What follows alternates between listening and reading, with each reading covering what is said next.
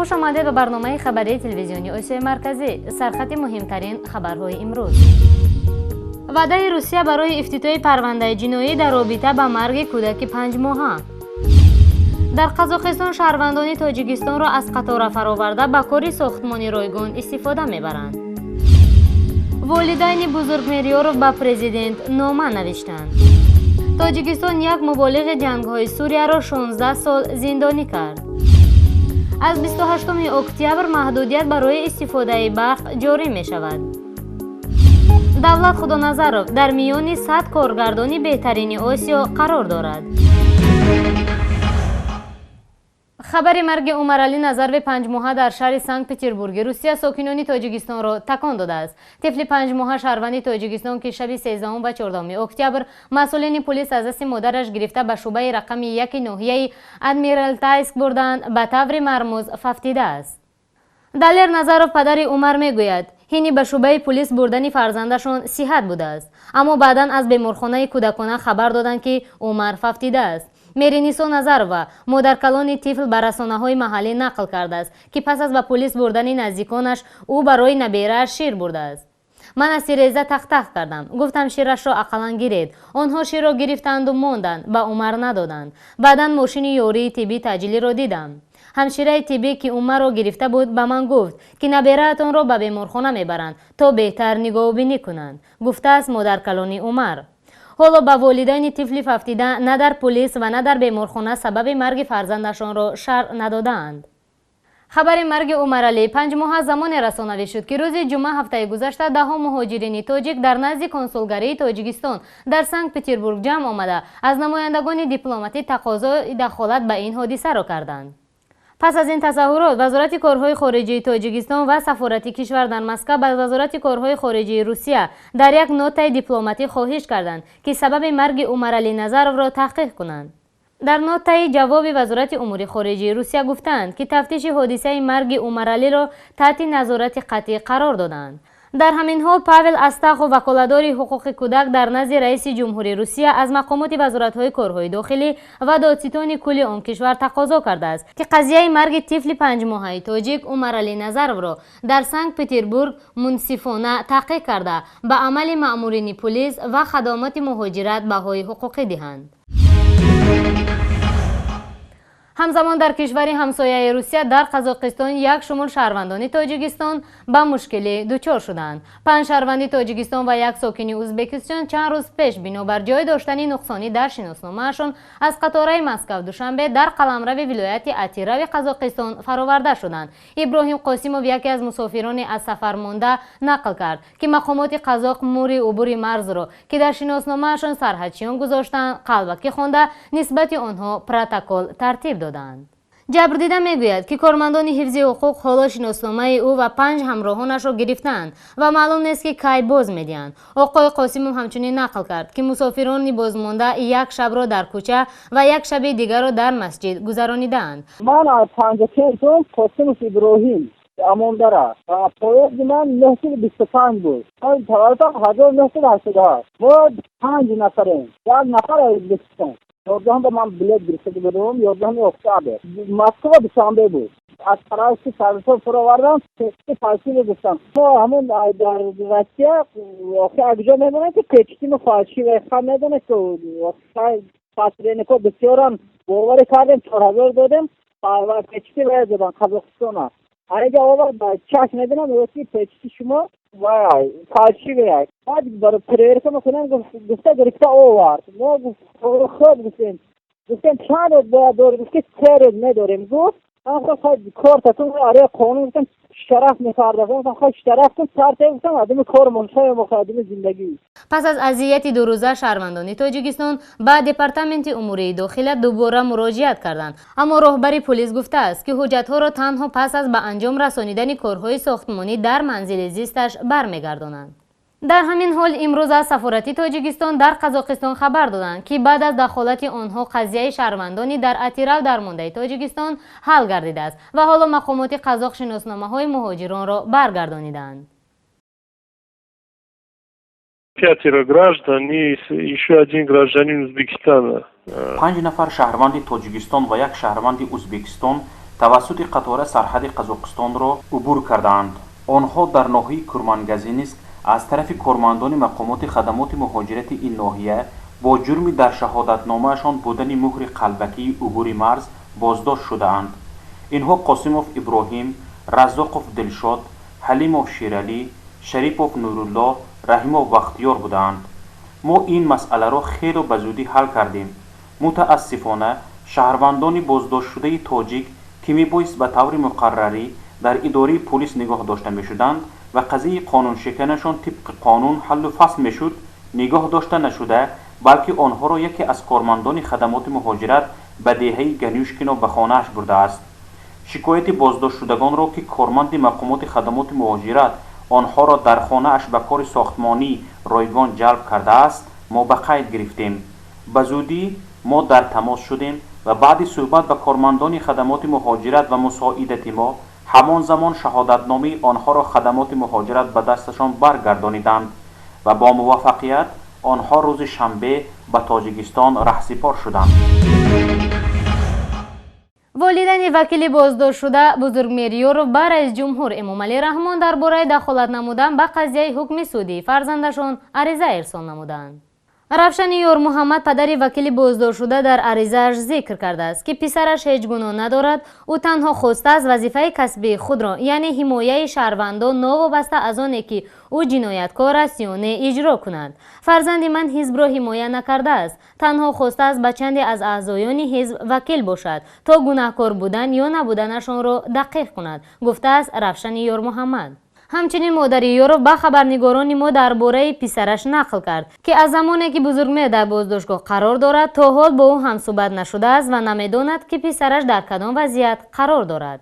من خواهش میکنم که بچه من تفسیر کرده برایم به یک طرف نمونند. من میخواهم که تمام بین المللی سازمان‌های بین المللی همه در مراجعه کنیم که همین دیلای بچه من یارو بزرگمیر را دیده برایم. همین مرده حیات زنده همین خلده روشی ندیدیم نمیدونیم. فقط مفتشا را از سرای ما دور میلن که دور شوه لکنندهای ما را قبول نمیکنن. ما هیچ معلومات نداریم، تازه به هیچ مرده زنده ما خبر نداریم. آخه همین خیلی باشم تمامی بین المللی مملکت را می نویسیم رایی میکنم من دعوام من خواهش میکنم که بچه من دیده برایم بیلسن. اینا یک طرف مفتشا خود مسیح کرده سیستم که خیلی کسی هم زده شدیم من نمیدونم. ما نفهمیده شدیم یکان آدمی ما را نزدیک نمیمونن. ما با بجام راجعت کنیم.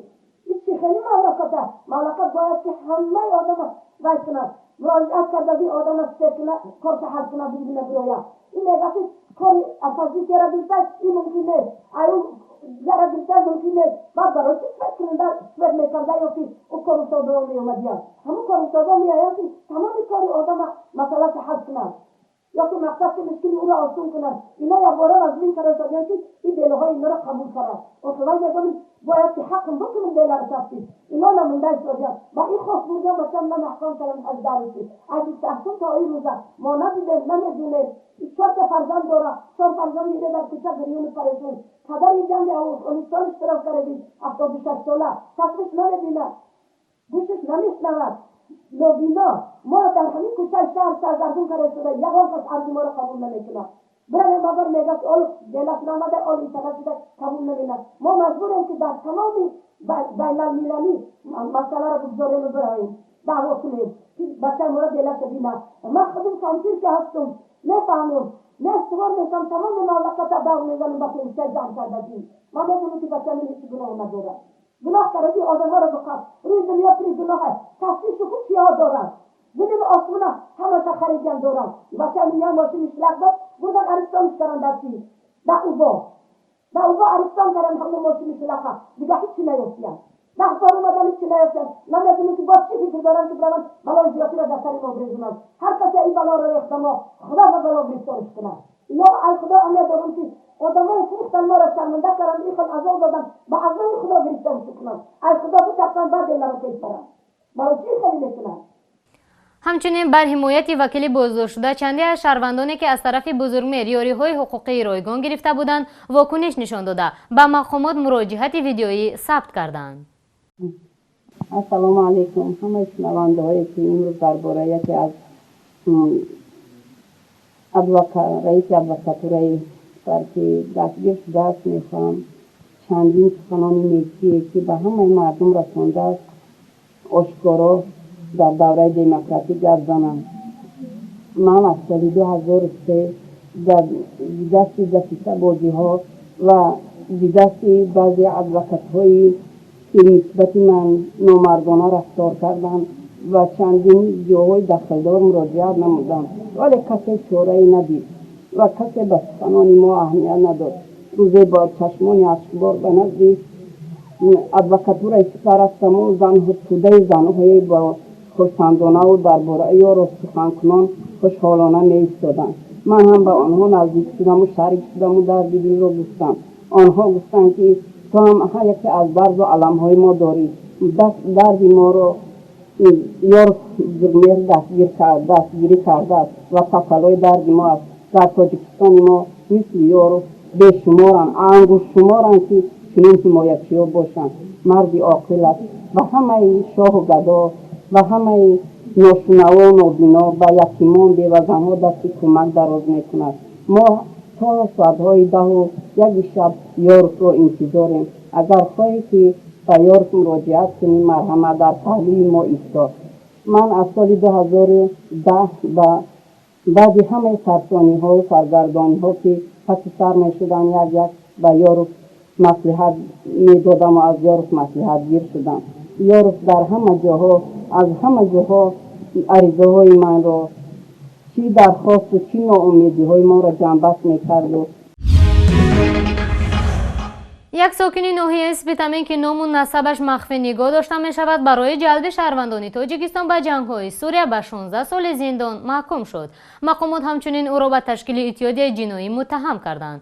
دادرس دادگاه ولایتی سوخ منظور لطیف زاده 19 اکتبر به رادیوی آزادی خبر داده است که وکیل دفاع و خویشاوندان دستگیر شده می توانند به قضیه این پرونده مراجعت کنند زیرا این حکم هنوز قوه قانونی نگرفته است.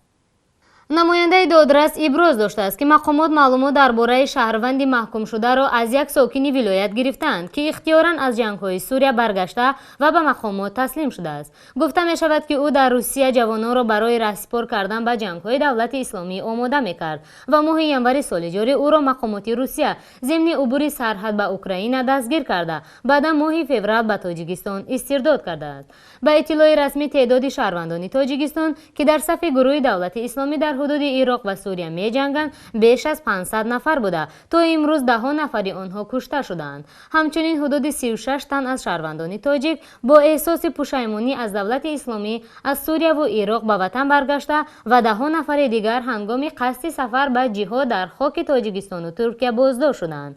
مقامات سوخت میگوید 110 نفری که در سوریه می جنگند ساکن سوخت و بیشتر آنها 62 نفر از ناحیه اصفهان می باشد. از 28 اکتبر در تمام شهر و ناحیه‌های کشور غیر از شهر دوشنبه محدودیت قوه برق جاری می شود. طوری از شرکت برق تاجیک اطلاع دادند وقتی محدودیت برق از استفاده عاقلانه آن وابستگی دارد. باید گفت که با فرارسی خنکی و علاقه در بیشتر محله‌های شهر دوشنبه مشکلات برق به میان آمده است. دیروز از نداشتن برق یک قسم مردم پایتخت اذیت کشیدند. سرچشمه خبر داد که وقت و ترتیب انیق محدودیت برق بعدتر خبر داده می شود. در کره جنوبی کتاب در مورد سرد فیلم بهترین و 100 کارگردان معروف آسیا روی چاپ آمد که در ردیف 10 تن از کارگردان‌های مشهور سینمای درخشان سینما و سیاست پایانی عصر 20 تاجیکستان دولت خدانظرov نیز جای گرفته است. در فهرست 100 کارگردان بهترین 9 نفر از کشورهای آسیای مرکزی شامل شده. از این رقم از جمله کارگردان ژاپن، چین، کره، هندوستان، ایران و فیلیپین تشکیل داده که تاجیکستان را در این راستا دولت خدانظرov نمایندگی کرده است. دولت خدانظرov سال 1979 نخستین فیلم خود را با نام نخستین صبح جوانی بعدا فیلم نیسا مردی راه بیرون آورد. این دو فیلم دولت خدانظرov را که در سالهای تهیه نیسا همگی 35 سال داشت به حیث یک کارگردان نوجو و نوپرداز معرفی کردند. دولت خدانظرov بعد هجرت 2 سال همچون محقق صلح در امریکا کار کرد و سپس برگشت به مسکو و تا حال آنجا عمر به سر میبرد. بینندگان عزیز، اینجا به پایان برنامه امروز رسیدیم. تا بخش‌های نوبتی خدا نگهبانتان.